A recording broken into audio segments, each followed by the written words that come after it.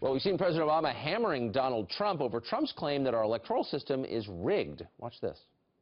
There is no serious person out there who would suggest somehow that you could even rig America's elections. And so I'd advise Mr. Trump to stop whining. Yeah, there's no serious person who would suggest that, although he himself suggested it back in 2008. Watch this. I want to be honest. It's not as if it's just Republicans who have monkeyed around with elections in the past. Sometimes Democrats have too. We've got to have I believe, a voting rights division in the Justice Department that is nonpartisan and that is serious about, investigating cases of vote fraud. Wow, no wonder people voted for him back then. Let's get a reaction now from Lieutenant Colonel Allen West. He's director of the National Center for Policy Analysis, our friend and a Fox News contributor. Colonel, great to see you this morning. So maybe the difference between the Obama of 2008 and the Obama of 2016 is the current Obama is part of the system and has power. No, you're absolutely right, and I think it's pretty interesting the president talking about whining. That's something he's been doing for the past 7.5, almost 8 years. But when you look at the integrity of our electoral process, go back and talk to Norm Coleman about the election that he had against Al Franken in Minnesota.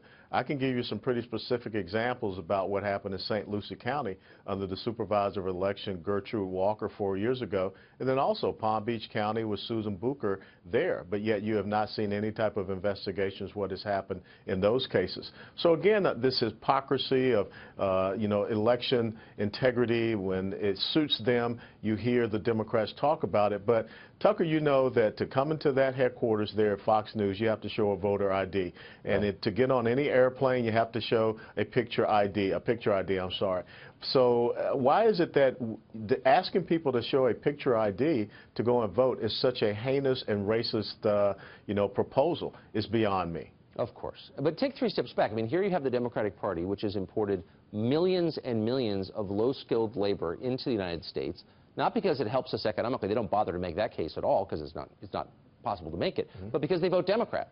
So why is that not rigging the system? When you import new voters, when your immigration policy is only about increasing your electoral margins, that's not rigging? It seems like rigging to me. Well, it does, and you look at California as a prime example where now people who are in that state, in this country illegally, can obtain driver's licenses. So what I just talked about is showing a picture ID. Someone can show up with that picture ID and they will be allowed to vote.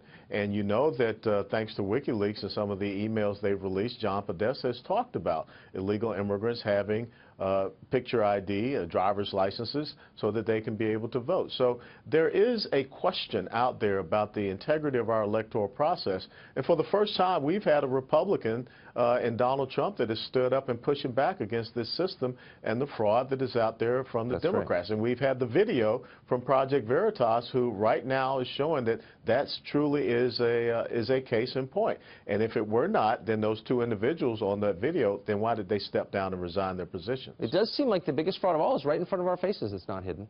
Colonel, it's great to see you this morning. Thanks a lot for joining us. My pleasure. Thank you.